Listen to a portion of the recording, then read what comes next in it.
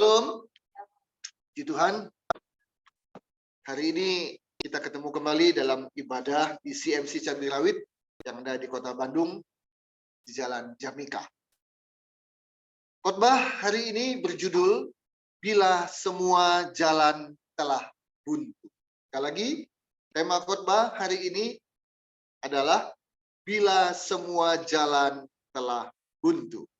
Selesai nanti ibadah firman Tuhan, kita akan masuk dalam sakramen perjamuan kudus. Ya, saudara kekasih dalam Kristus, hidup manusia tidak akan pernah lepas dari yang namanya masalah. Ya, tidak ada manusia yang dalam perjalanan hidupnya tidak menghadapi, tidak mengalami masalah. Masalah itu sebuah beban, sesuatu yang tidak enak. Ya, ada orang yang mengatakan begini, kalau kamu bilang, enggak, saya enggak punya masalah, ya, maka saya sudah langsung ketemu dengan masalah. Apa itu? Kan saya sudah bilang saya enggak punya masalah. Nah, itu dia. Ketemu langsung dengan masalahmu. Apa? Kamu enggak punya masalah. Itu masalah. Ya. Tidak punya masalah, itu masalah, saudara-saudara. Loh, kok bisa begitu ya? Bukankah enak kalau manusia nggak punya masalah? Enggak. Itu masalah buat dirimu kalau engkau nggak punya masalah. Loh, gimana ini maksudnya? Nah, ini saudara. Hidup ini bagaikan sekolah. Ya. Perjalanan hidup kita itu bagaikan sekolah. Pertanyaannya, adakah orang yang sekolah tidak pernah mengikuti ujian? Maukah kita sebagai murid, sebagai siswa, atau duduk di perguruan tinggi sebagai mahasiswa, maukah kita belajar terus tapi nggak pernah ujian? Mau nggak? Dia nggak mau dong. Kalau nggak ujian, tidak akan naik, tidak lulus, tidak naik kelas. Kalau nggak naik kelas, kita selalu berada di posisi yang sama. Kalau saat itu kita kelas 5 SD, ya kelas 5 terus. Orang lain sudah naik ke kelas 6, kita kelas 5 terus. Orang lain sudah lulus SD, kita di kelas 5 terus. Apa masalahnya? Karena kita nggak pernah ikut ujian. Atau kita ikut ujian, tapi kita nggak pernah bukan lulus. Nggak melewati ujian itu dengan baik. Jadi, masalah dalam kehidupan kita adalah bagian sekolah. Suka tidak suka, kita harus menghadapi ujian. Dan kalau ada murid yang nggak pernah diberi ujian oleh gurunya, dia akan protes kepada gurunya. Bu, Pak Guru, kok saya nggak dapat ujian dan tidak ikut ujian seperti yang lain? Oh, nggak usah. Kamu nggak usah ikut ujian. Ya, saya nggak naik kelas dong. Nggak apa-apa. Kamu murid kesayangan Bapak atau Ibu. Tetap aja di kelas Ibu ya. Mau nggak sih murid itu? Dia nggak mau. Kesayangan. Saya mau naik kelas, Pak, Bu, gitu ya. Setidak enaknya pun ujian, kita harus hadapi. Kita harus jalani dan harus menang atas ujian tersebut.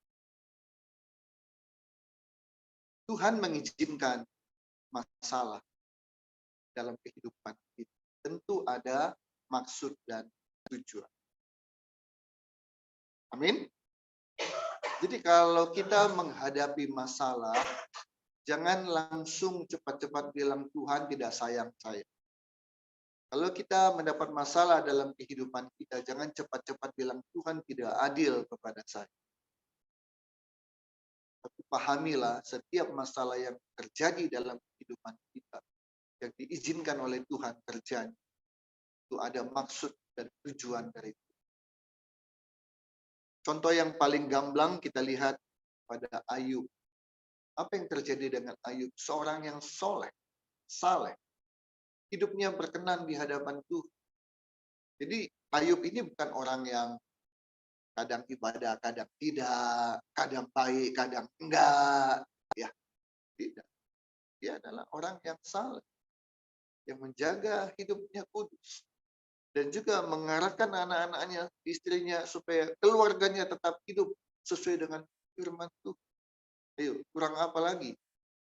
Udah hidupnya baik, dalam kehidupan ekonomi juga baik, ya. Ya seorang yang kaya, aduh, pokoknya nggak ada kelemahan lah, nggak ada keburukan dari yang namanya Ayub.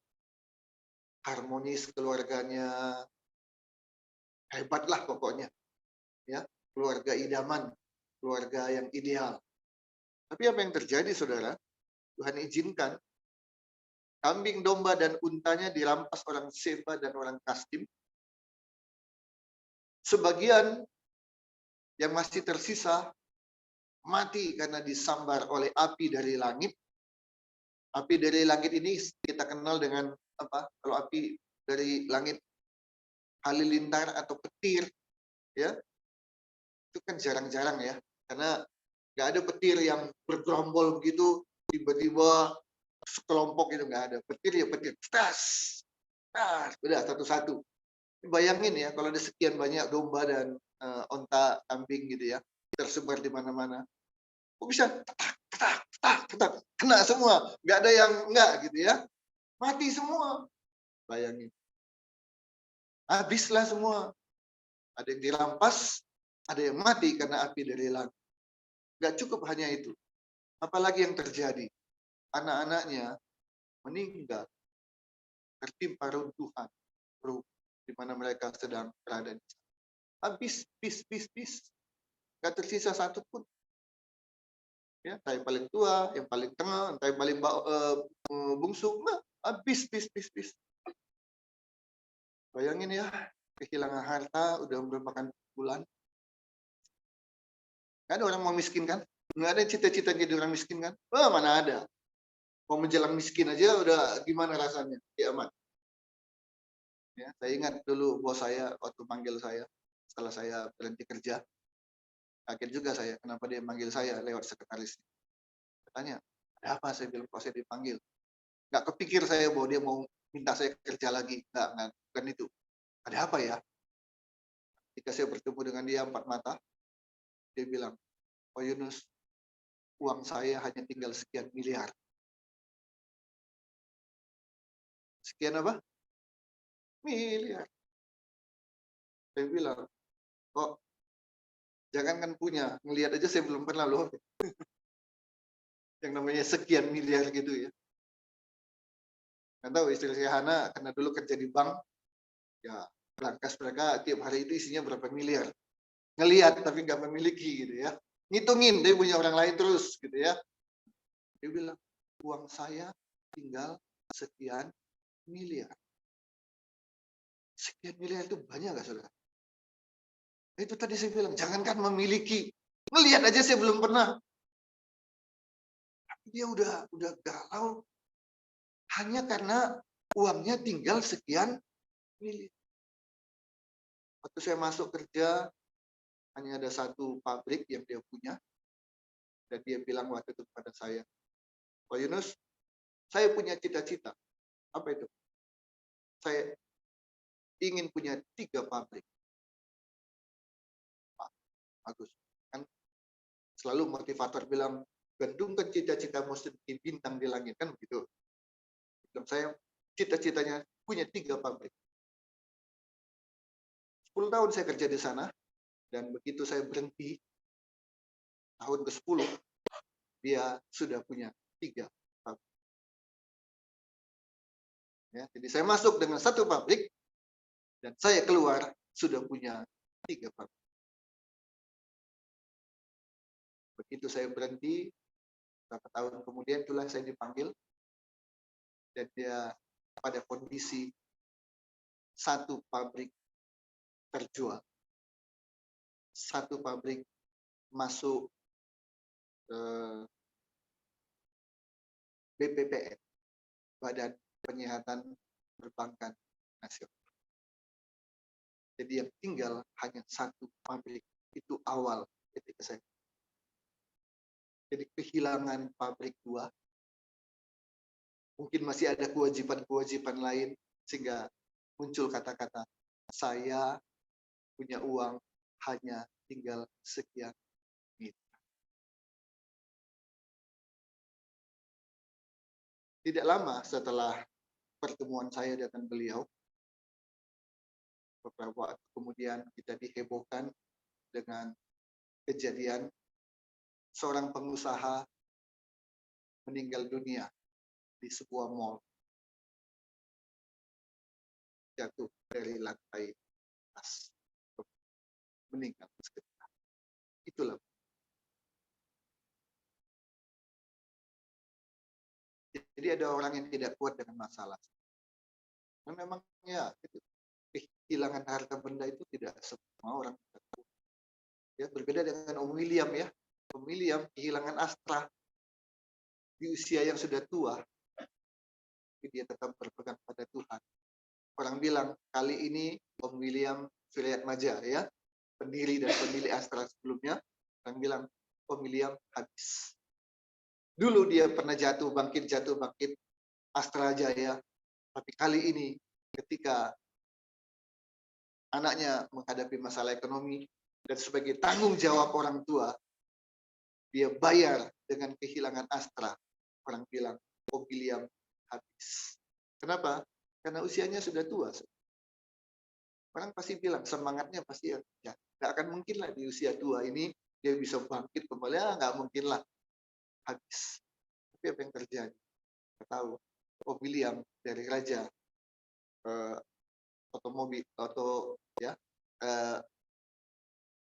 otomotif ya, dia bangkit kembali dengan bisnis agrobisnis.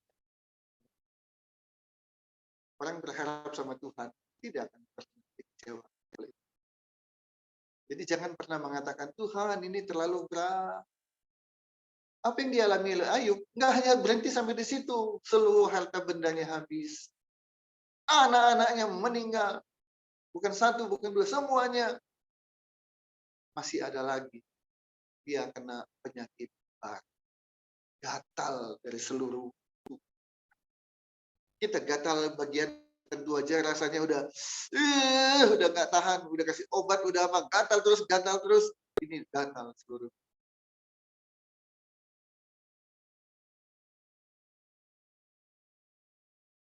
Tiga masalah yang dihadapi oleh Ayub. Harta benda habis, anak meninggal, tubuh sakit. Cukup tiga? Tidak juga, ternyata ada lagi masalahnya. Apa? Nah, bisa jadi ini yang terberat. Kehilangan harta berat, kehilangan anak berat, kemudian sakit berat, tapi ada satu lagi yang keempat, yang bisa jadi ini adalah masalah yang terberat dibandingkan tiga hal tadi. Apa itu? Istri ngomel. Udah. Kalau istri udah ngomel, minta ampun. Ya, jadi 4 hal yang dia harus alami sebagai beban dalam kehidupan. Ini yang orang bilang apa? Sudah jatuh, tertimpa tangga. Tangganya ada paku. Pakunya berkarat lagi. Waduh, ya. Luka. Dibawa ke rumah sakit, panggil ambulans. Begitu berangkat, bannya bocor. Waduh. Ya. Udah jatuh, tertimpa tangga, tangganya ada paku, pakunya berkarat, bawa ke rumah sakit pakai ambulans, ambulansnya bannya bocor. Aduh. Bertubi-tubi. Saudara, seringkali ya, atau kadang-kadang, atau pernah lah paling tidak, kita mengalami jalan yang buntu. Kita coba cara ini, kita coba cara itu. Ada istilahnya begini. Ke depan, mentok. Mundur ke belakang, mentok. Mau ke kiri, mentok. Mau ke kanan, juga mentok. Buntu. Nggak bisa ke depan, nggak bisa ke belakang, nggak bisa ke kiri, nggak bisa ke kanan. Buntu. Nah, ketika jalan sudah buntu, apa yang harus kita lakukan? Seperti yang dialami oleh Ayub. Saya pernah mengalami sebuah kejadian yang sangat tidak menyenangkan Dan saat-saat seperti itulah saya melahirkan sebuah lagu. Itu lagu pertama yang saya ciptakan, saudara. 30 tahun lalu. Ini bukan lagu yang sebentar ini. 30 tahun yang lalu. 35 tahun yang lalu. Ketika saya mengalami sesuatu kejadian yang sangat tidak menyenangkan. Jadi beban yang sangat berat dalam kehidupan saya. Coba cara ini, coba cara itu. Belum berhasil juga alias gagal. Nah, dalam kondisi seperti itu, saya ambil gitar dan saya bikin lagu. Itu lagu pertama yang saya bikin. Setelah itu ada lagu kedua, ketiga, dan keempat. Jadi lihat saudara, ketika saya mengalami hal yang terpuruk dan paling terpuruk, bisa menciptakan lagu. Waktu senang, nggak ada lagu yang pernah tercipta. Karena saya kan bukan pencipta lagu. Tapi di keadaan yang sulit itu, ketika saya merasa semua jalan sudah buntu, lahirlah sebuah lagu dengan judul yang itu. Bila semua jalan telah buntu. Nanti ya, setelah selesai khotbah saya nyanyikan ya, sebagai bonus. Nah, apa yang pernah saya alami waktu itu, saudara? Saya kuliah di Fakultas Hukum Parahian. Semua mata kuliah sudah saya ikuti dan lulus. Sidang skripsi sudah saya lalui dan dapat nilai A. Setelah itu apa? Kalau semua mata kuliah sudah lulus, sidang skripsi pun sudah selesai, dapat nilainya bagus, A. Setelah itu apa? Wisuda. Ya kan? Wisuda. Sekian tahun susah payah berkuliah, ujian. Kuliah, ujian. Bikin tugas. Bikin skripsi. Lulus. Ya, harusnya apa? Wisuda. Tapi ini kenyataan yang saya hadapi, saudara. Saya tidak bisa diwisuda. Kenapa? Nah, biasanya kenapa? Uang kuliah belum dilunasi, uang wisuda belum dilunasi, biasanya kan gitu. Hanya belum bisa ikut wisuda, nanti lunasi dulu, baru bisa ikut wisuda, gitu kan? Ini bukan. Kalau seperti itu kejadiannya, tinggal pinjem aja dah, gitu. Jual aja barang apa yang ada, yang penting lunasi dan wisuda, beres. Dapat ijazah, nanti cari kerja lebih mudah, kan? Gitu kan? Tapi bukan itu masalahnya. Masalahnya apa? Itu satu mata kuliah yang saya sudah ambil dan saya sudah lulus dengan nilai D. Nah, nilai kelulusan itu adalah A, B, C, dan D. Itu lulus. A nilainya 4, B nilainya 3, C nilainya 2, dan D nilainya 1. Nah, kalau nggak lulus, itu nilainya E, 0. Harus mengulang. Nah, saya untuk mata kuliah ini, saya nilainya D. Itu artinya lulus. Walaupun nilainya D, angkanya, poinnya cuma 1. Karena saya lulus di mata kuliah ini, di semester berikutnya, saya ambil kuliah, mata kuliah, kalau ini adalah mata kuliah 1. Nah, semester berikutnya, ada mata kuliah 2. Ambillah contoh, pidana 1. Nanti ada pidana 2. Ada perdata 1, ada perdata 2. Nah, setelah saya lulus mata kuliah ini dengan nilai D, saya ambil mata kuliah yang kedua. Sama mata kuliahnya, tapi kedua. Ini lanjutan dari yang pertama.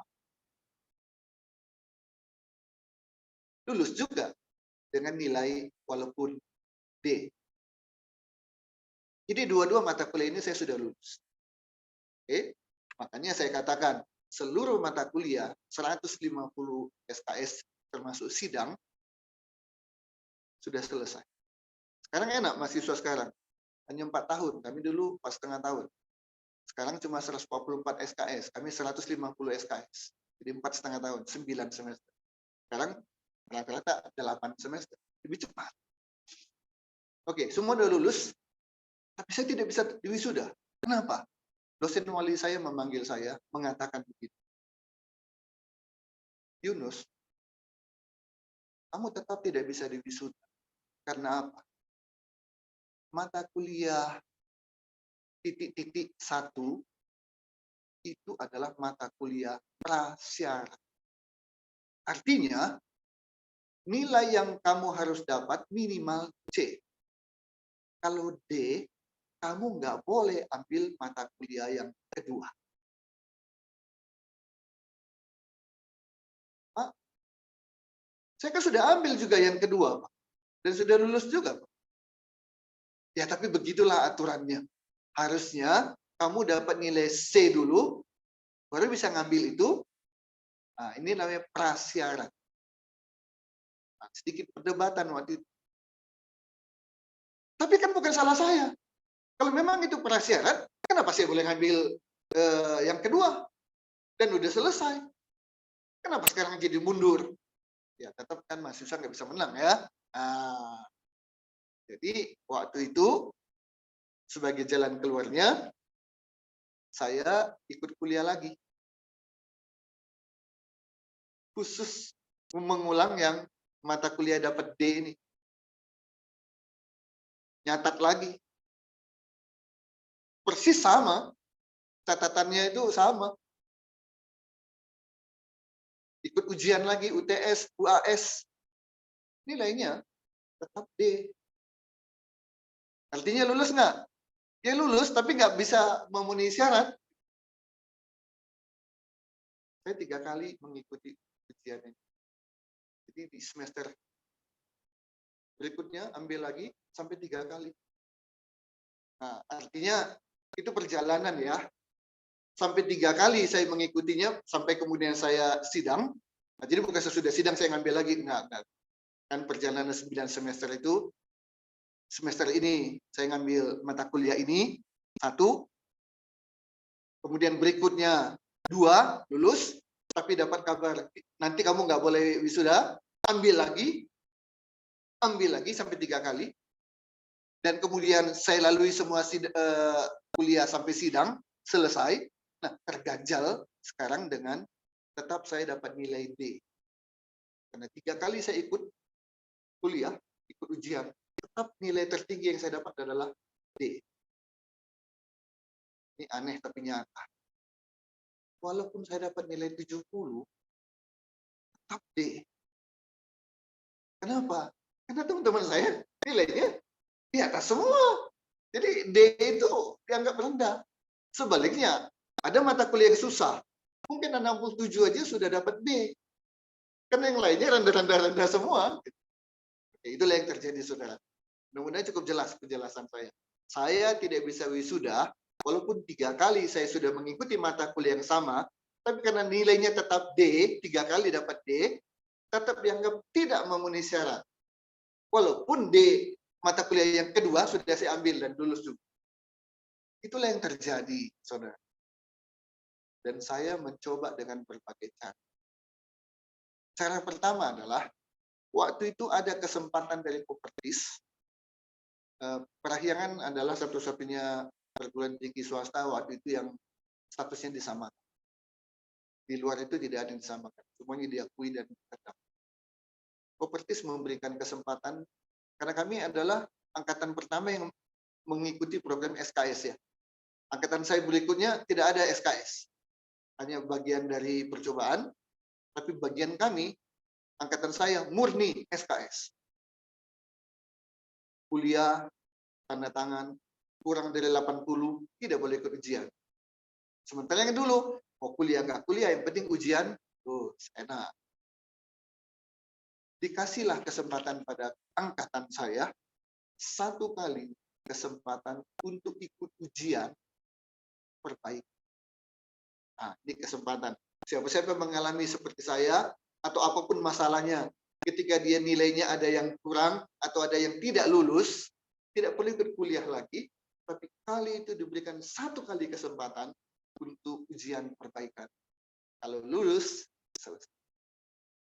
Nah, angkatan saya mendapatkan kesempatan itu, dan sayangnya, kesempatan itu saya sakit. Dan sakitnya saya nggak ke dokter. Gitu ya. Ya. Kan jadi pengalaman. Sekarang kalau saya sakit, udah lihat kondisi, cepat-cepat ke dokter. Selasa dan Rabu kemarin saudara, aduh saya batuknya minta ampun. Sampai susah tidur. Ya, dikit-dikit batuk, dikit-dikit batuk, dikit-dikit batuk. Selasa Rabu, Kamisnya saya ke dokter. 1 kali minum obat, langsung hilang ininya, batuknya. Sebelumnya, aduh minta ampun, 2 malam saya menderita ya gara-gara batuk. Itu ke dokter. Nah, sayangnya waktu itu saya nggak ke dokter. Begitu sakit, saya nggak bisa ikut dan saya mengajukan kepada fakultas. Saya nggak bisa ikut karena saya sakit. Oke, ada surat dokter? Nah, ini dia. Nggak bisa, saya nggak ke dokter. Gimana mau dapat surat dokter? Saya coba dulu dengan akal waktu itu. Saya datang ke seorang dokter. Saya ceritakan begini. Tolonglah dok, berikan saya surat dokter. Nah, udah ngasih. Saya udah memelas, ini nasib saya dok, ini. Nah, udah ngasih. Akhirnya kesempatan itu pun nggak saya dapat. Terus gimana? Saya nggak berhenti, saya nggak putus asa. Saya datang kepada dekan, Bapak Dekan. Saya ceritakan kejadiannya, dan saya kasih alasan kenapa saya dapat D terus. Beliau bilang, nggak bisa. Kamu harus ikut peraturan, karena itu prasyarat. Iya, artinya apa? Ikut kuliah lagi. Waduh, paling udah tinggal wisuda ini. Masalahnya saudara, berapa kali pun saya ikut kuliah, mau ke 4, ke 5, ke 6, saya yakin saya nggak akan lulus terus. Kenapa? Ini saya nggak nerima. Kenapa otak saya nggak nerima? Karena ini saya yang nggak nerima. Saya merasa mata kuliah ini nggak adil. Nah, susah saya untuk menceritakan di ruang publik ini. Kenapa saya mengatakan mata kuliah ini mata kuliah yang nggak seharusnya ada di Fakultas Hukum. Jadi saya datang ke dekan, nggak direspon dengan positif. Saya datang ke rektor. Coba naik. Berharap rektor bisa memahami kenapa saya dapatnya D terus. Kecewa juga. Beliau bilang, nggak bisa. Saya berhenti? Tidak. Saya nggak putus asa. Dekan sudah, rektor sudah. Terus kemana lagi saya pergi? Hah? Guru besar mah di bawah dekan, di bawah rektor. Ya kan? Dia gurunya besar, dia hanya dosen gitu ya. Nah, sama dekan aja udah kalah dia. Prodi aja udah kalah dia ya. Oke. Saya naik, tahu saudara kemana? Bisa bayangkan nggak? Bisa tebak nggak? Terlalu jauh di Jakarta. Bandung-Bandung aja gitu ya. Hah? Hah? Wali kota? Apa hubungannya wali kota dengan fakultas dan universitas? Nggak punya kewenangan dia. Nggak ada. Profesor nggak, itu guru besar sama. Nah, mungkin orang nggak kepikir lah ya. Dinas pendidikan juga nggak ada hubungannya dengan ini ya. Mungkin nggak kepikir kan? Tapi dia kepikir sama saya. Berkaitan dengan saya bilang mata kuliah ini mata kuliah yang harusnya nggak gini. Karena begini itulah makanya saya nggak lulus. Saya pergi kemana? Ke Uskup Bandung. Di Katedral Jalan Merdeka. Saya diterima oleh beliau. Ya, wah ada harapan bagi saya. Kenapa? Karena ada kaitannya, ya, ada kaitannya dengan saya mau bicara dengan beliau, dan beliau saya anggap bisa memahami. Kalau dekan nggak mau memahami, nggak bisa memahami, rektor nggak mau dan nggak bisa memahami, saya berharap uskup bisa memahami. Karena Parahyangan itu punya Katolik kan. Saya jelaskan, Bapak Uskup, kenapa saya nggak lulus dengan nilai C atau di atas? Karena saya nggak terima, saya bilang.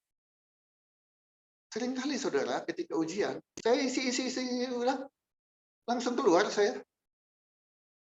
Nah, itu dibolehkan. Jadi yang udah selesai bisa keluar, boleh. Jadi orang lain masih sibuk, masih mikir, masih apa. Saya udah ngisi, keluar saya. Loh, pintar banget. Bukan karena pintar. Saya nggak bisa jawab. Nggak bisa saya jawab. Nggak masuk ke otak saya untuk menghafal itu. Nggak masuk. Jadi percuma, ngapain saya lama-lama di situ. Udah, apa yang saya bisa isi, udah saya isi dan saya keluar. Mungkin nilainya D terus. Nah, itu yang saya jelaskan kepada Bapak Uskup. Bapak Uskup, tidak selayaknya mata kuliah ini diajarkan di kami Fakultas Hukum.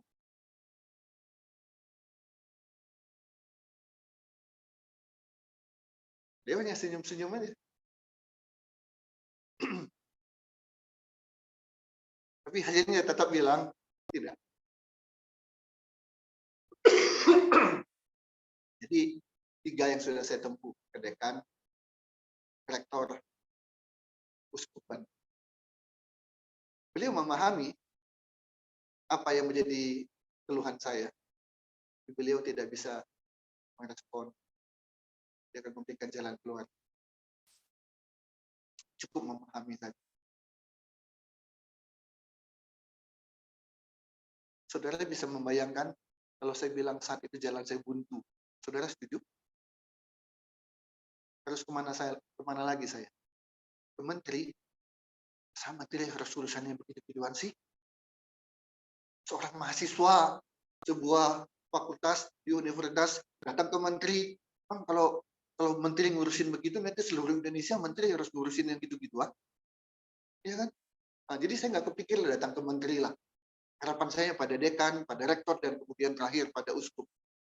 Tapi semuanya gagal. Di situ saya kecewa sekali. Padahal wisuda adalah harapan dari semua mahasiswa. Sebab setelah wisuda dia selesai kuliah dapat ijazah, saatnya untuk berjuang mencari kerja dengan gelar sarjana. Karena saya guyon, saya bilang, udahlah, berikan saya gelar ini, SH tanpa mata kuliah ini. Gitu ya. Kan nggak ada gitu ya. Di saat-saat seperti itu, saya merasa semua jalan sudah buntu. Apa yang saya lakukan? Yang saya lakukan adalah, selama ini saya merasa, ya apa yang saya bisa lakukan, saya harus lakukan. Ya, saya harus lakukan. Nggak boleh bilang, Tuhan, udah aja. Ya harus ke dekan, ya saya datang ke dekan. Masa saya suruh, datangnya ke dekan ya. Nah, kan? Saya datang ke dekan. Saya datang ke rektor, saya datang ke uskup, tapi semuanya gagal. Mungkin saya juga merasa bahwa itu cara saya yang bisa berhasil, cara saya. Tapi semuanya gagal. Ketika semua jalan sudah gagal, semua jalan sudah buntu, saya lari kepada Tuhan. Saya mengeluh pada Tuhan. Ingat, khotbah saya, komplain tidak berarti ngomel, tapi mengeluh. Boleh nggak kita mengeluh pada Tuhan? Itulah bedanya ya. Komplain itu adalah mengeluh. Menyampaikan keluh kesah kepada Tuhan. Boleh. Dan harus. Jangan gengsi. Jangan mau pakai cara sendiri terus-menerus atau menghubungi orang lain untuk bisa bantu kita, membacking kita dan sebagainya. Datang kepada Tuhan. Dan apa yang terjadi, saudara?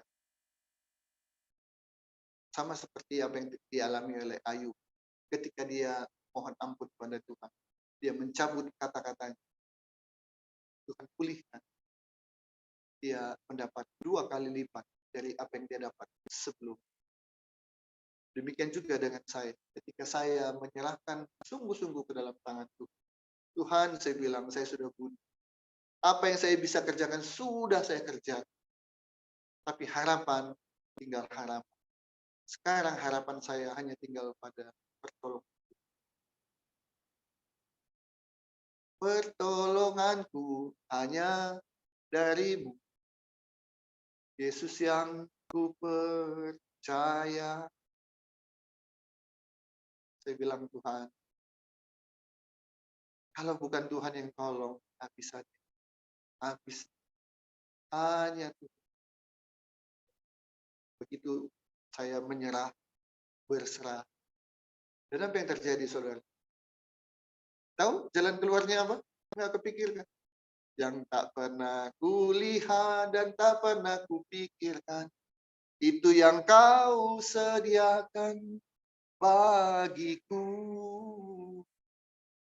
Saudara bisa tebak apa jalan keluarnya ternyata yang Tuhan buat? Saya kuliah lagi? No. Enggak. Kalau saya harus kuliah lagi, saya akan memilih tidak usah jadi sarjana hukum.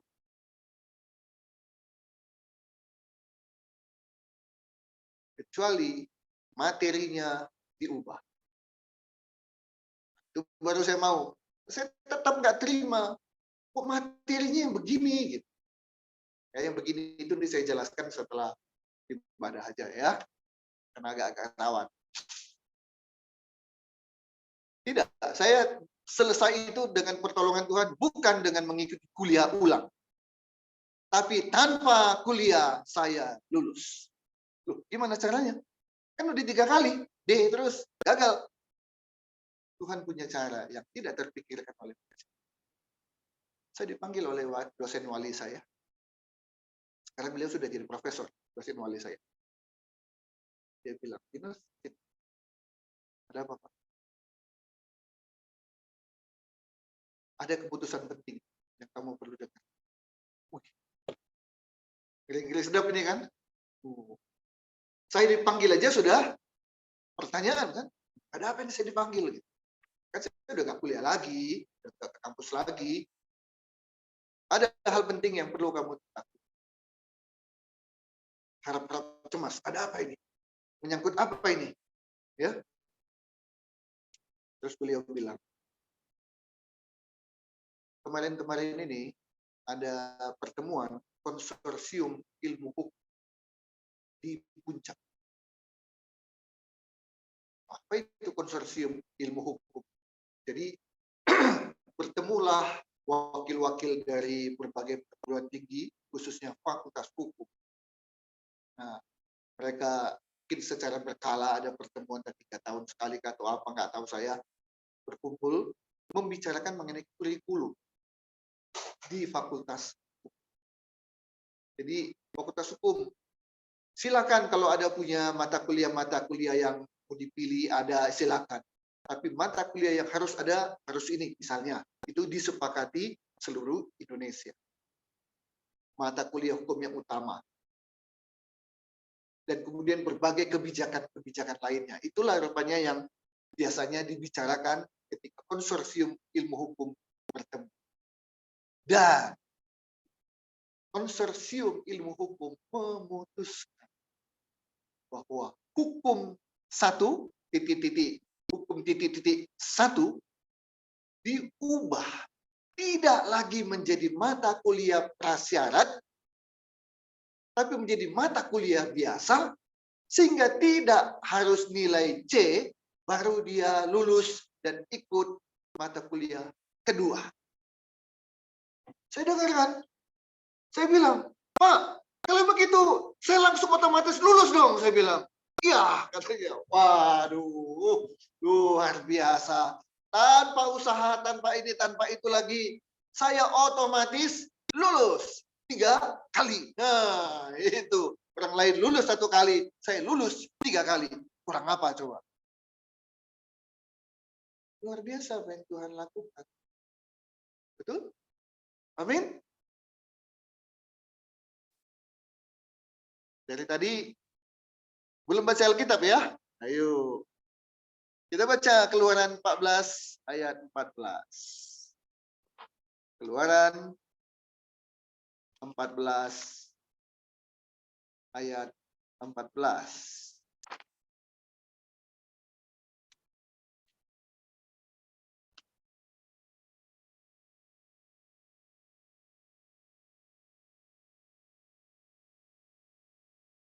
Ketika kita menghadapi masalah, saudara, ketika semua jalan sudah buntu, datang kepada Tuhan, minta kepada Tuhan, maka ini yang terjadi. Keluaran 14 ayat 14. Sudah ketemu? Kita baca bersama-sama. Keluaran 14 ayat 14.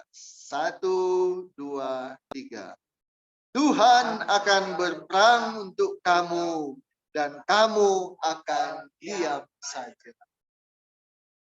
Saya coba ganti kata-katanya. Kata kamu itu saya ganti dengan saya. Maka akan bunyinya begini. Tuhan akan berperang untuk saya dan saya akan diam saja. Wow, luar biasa saudara. Selama ini saya berperang sendirian. Ketemu dengan dekan, ketemu dengan rektor, ketemu dengan uskup agung. Saya tidak memperoleh kemenangan. Tapi ketika saya sudah menyerah, berserah kepada Tuhan, mohon kepada Tuhan, maka Tuhan yang berperang untuk saya. Dan saya hanya tinggal diam. Dan dalam diam itu Tuhan berperang. Apa yang terjadi? Tuhan memberikan kemenangan kepada saya. Kita baca 1 Korintus 10 ayat 13, ayat yang sudah sering dibawakan dalam khotbah dan sering juga kita baca. Tapi ketika kita punya masalah, sayangnya kita lupa sama ayat ini. Kita langsung larut di dalam masalah kita. Firman Tuhan hari ini mengingatkan kepada kita. Seberapa berat pun bebanmu. Ketika engkau sampai mengatakan, Tuhan, aku sudah ketemu jalan buntu. Udah nggak ada lagi pertolongan dari manapun kecuali dari engkau. Maka kita ingat 1 Korintus 10 ayat 13. Sama-sama kita baca 1, 2, 3. Pencobaan-pencobaan yang kamu alami ialah pencobaan-pencobaan biasa yang tidak melebihi kekuatan manusia. Sebab Allah setia dan karena itu ia tidak akan membiarkan kamu dicobai melampaui kekuatanmu. Pada waktu kamu dicobai, ia akan memberikan kepadamu jalan keluar sehingga kamu dapat menang. Waktu kita menghadapi kesulitan, beban, masalah, kita lupa. Yang kita ingat adalah beban. Kemudian kita ambil kesimpulan, aduh terlalu berat. Kenapa Tuhan tidak adil? Tuhan tidak sayang saya. Kenapa bebannya sebegitu berat? Aku nggak sanggup lagi. Maka firman Tuhan katakan, pencobaan yang kau terima itu adalah pencobaan yang biasa. Dan jangan dibebani, terbebani, dan kemudian menutup mata rohani. Oh, masih ada. Ya, beban itu membuat kita jadi nggak mau berdoa, malas berdoa, putus asa. Ketika kita menghadapi jalan buntu, ini harus kita lakukan, saudara.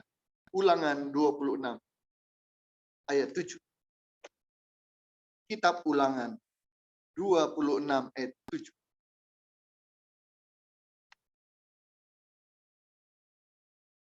Kitab Ulangan 26 ayat 7. Ini harus kita lakukan ketika jalan kita sudah buntu. Ulangan 26 ayat yang ke-7.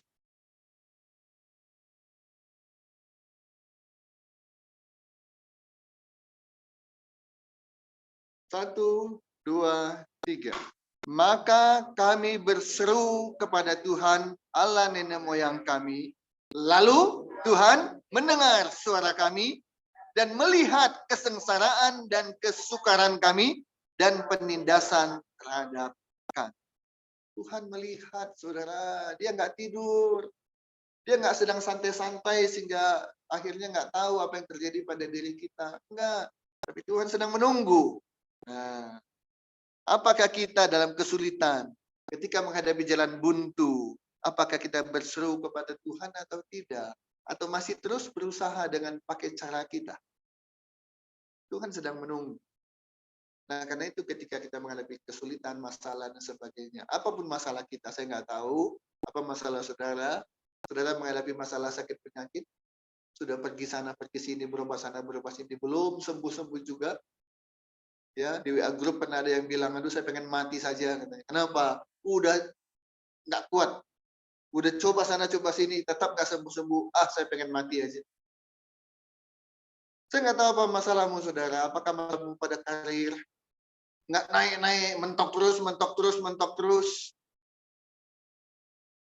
Saya nggak tahu apa yang ada masalah pada dirimu, pada usahamu kah? Nggak maju-maju, bisnismu nggak berkembang.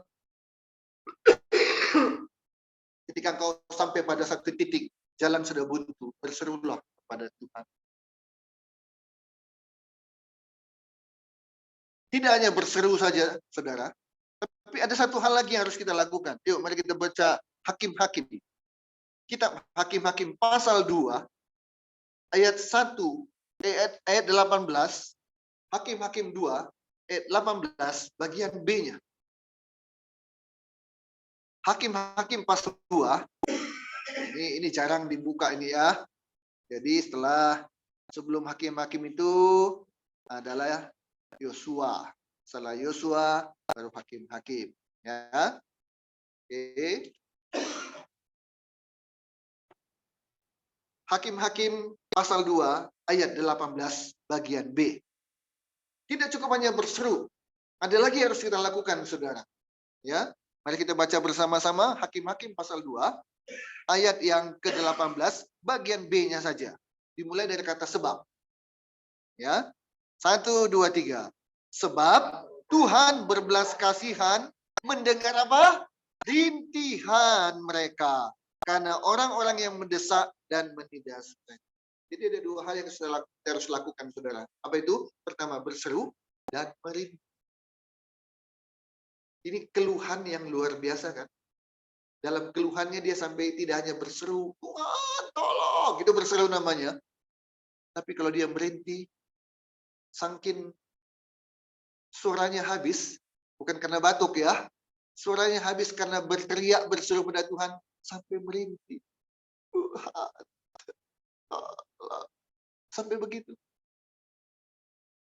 Firman Tuhan bilang apa? Sebab Tuhan berbelas kasihan, mendengar rintih. Udah, ini biasanya orang merintih itu karena sakit ya saudara ya. Jadi merintih karena sakit. Tapi kan bisa sakit itu karena fisik, bisa karena sakitnya karena perasaan, ya toh? Karena jiwa tertekan sampai merintih. Itu yang Tuhan dengarkan dan Tuhan berbelas kasihan. Ayat terakhir kita baca Lukas 1 ayat 68. Lukas pasal 1. Waktu jalan terus ya, cepat ya saudara ya. Lukas 1.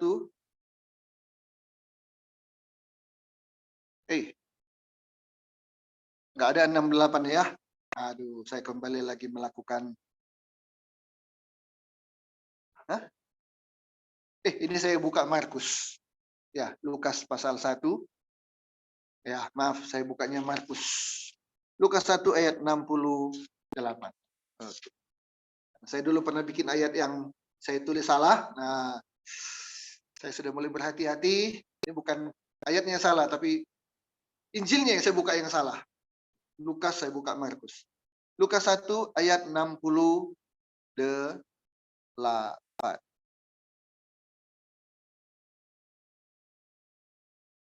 Kita baca bersama-sama. 1, 2, 3. Terpujilah Tuhan Allah Israel, sebab ia melawat umatnya dan membawa kelepasan. Haleluya. Kalau Tuhan sudah bertindak, saudara, tidak ada satupun yang bisa menghalangi. Amin. Karena itu, ketika jalan sudah buntu, ada satu jalan, yaitu Tuhan. Dan Tuhan sanggup dengan kuasanya yang sulit bagi kita, Tuhan anggap mudah. Yang tidak mungkin bagi kita, dengan begitu mudahnya Tuhan bisa selesai. Ingat, jangan terpuruk oleh masalah. Biar masalah kita kalahkan dengan pertolongan dari Tuhan. Saya akan tutup khotbah ini dengan menyanyikan sebuah pujian yang saya ciptakan 35 tahun lalu dengan judul Bila Semua Jalan Telah.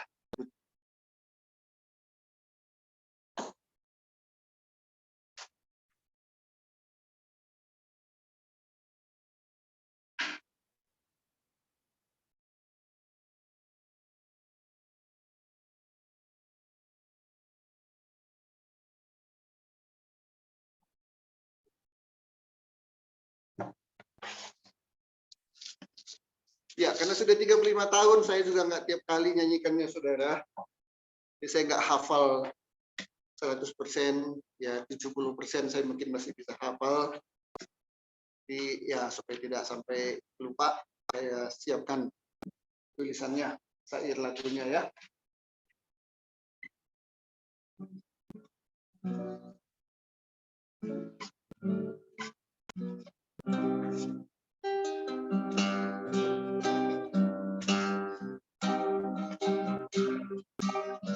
Apakah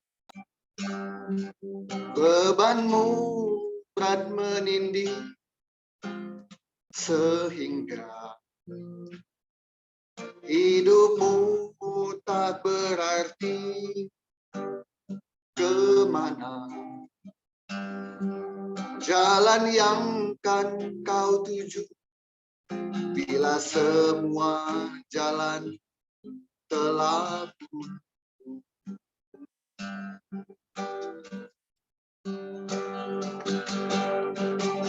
Tahukah kau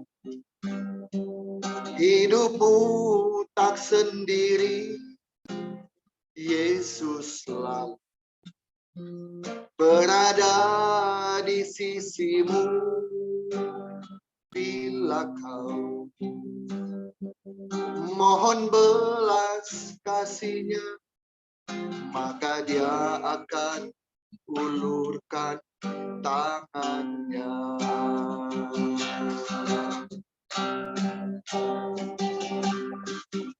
Tuhan akan menolong orang benar. Dia membela orang yang setia. Jalan kelepasan diberikannya karena Yesus telah menang atas semua kuasa kegelapan. Karena Yesus Tuhan Maha Kuasa. Satu kali lagi ya. Apakah bebanmu berat menindih sehingga hidupmu tak berarti? Kemana jalan yang kan kau tuju bila semua jalan telah buntu?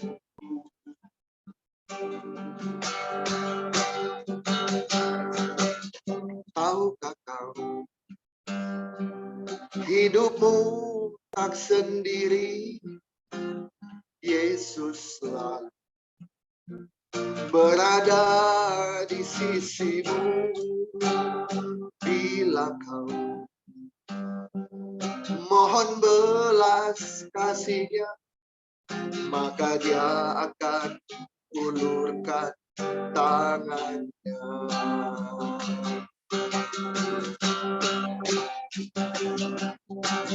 Tuhan akan menolong orang benar. Dia membela orang yang setia. Jalan kelepasan diberikannya karena Yesus telah menang atas semua kuasa kegelapan.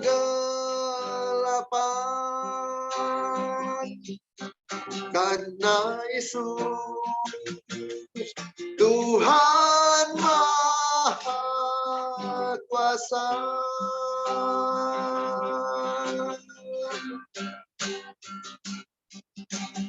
Tuhan akan menolong orang benar.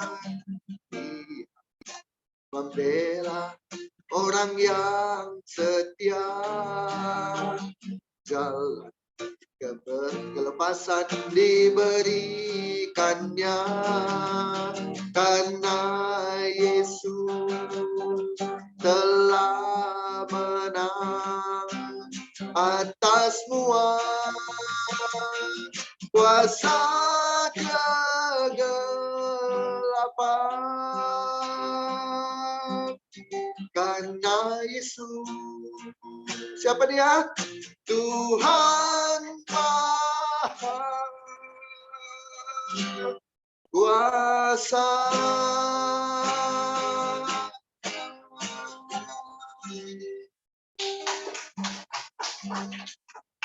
Ya, puji Tuhan.